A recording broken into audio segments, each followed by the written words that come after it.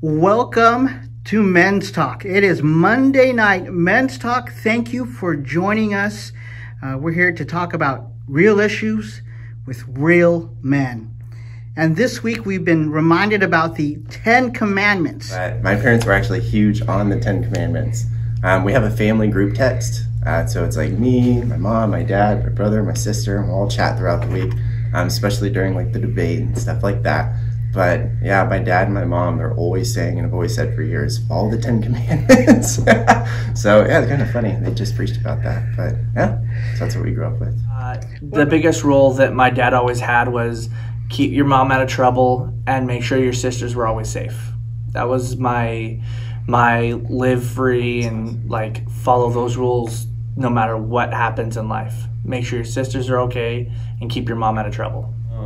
I remember when I was a kid, you know, if the street light came on, we had to come into the house. So we were allowed to kind of go out and have fun and just as long as we made it back by then. Also, we have dinner at 5 o'clock, so make sure you're at home. We'd all sit at a table and eat, and then we could run back out. But make sure you're home for dinner, and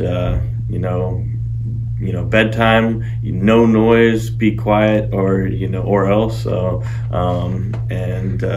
my parents already knew that I would would climb a tree or something, or want to jump off the roof or something. So they'd say, no, you see that tree, do not climb it. And so that would be like the first thing I would want to do. I wasn't even thinking about it. I wasn't even thinking about jumping off the roof, but it's don't do it. So those kind of rules. Thou shalt not kill, thou shalt not covet, they're all great ways to know like the worst extreme things that you could possibly do in life. Like, do not do that. But even with doing that, like if you're truly repentant, you'll be forgiven. Kind of keep you structured, they tell you what you can and cannot do. So, if you do break one or something like that, you'll feel very guilty, and you'll be like, oh, I shouldn't have lied, or I shouldn't have killed that ant with the magnifying glass or something.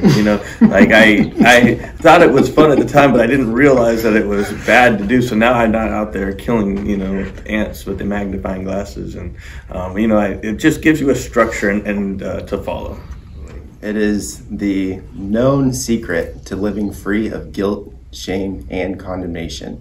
Like right after this, I'm going to be going to Lake Tahoe, which there's gambling, there's bars, and all these things. And everyone's faced with these situations, decisions in life, where it's almost like a fork in the road. You can choose the right path or you can choose the wrong path.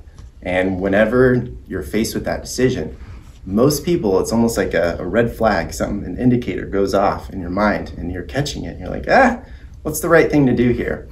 If you fall back on the 10 Commandments, you'll make the right choice every single time. So, yeah. Well, I had kids, and that's kind of a huge life-changing event. It makes you grow up, and you have to live by an example because your children are constantly watching you, and you just have to make the right decisions, and it's hard to do, but that was definitely a life-changing event.